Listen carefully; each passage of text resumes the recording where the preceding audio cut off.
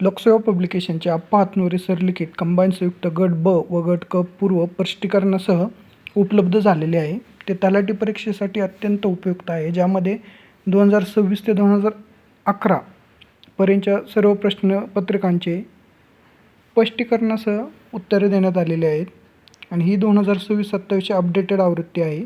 ही 8वी आवृत्ती आहे.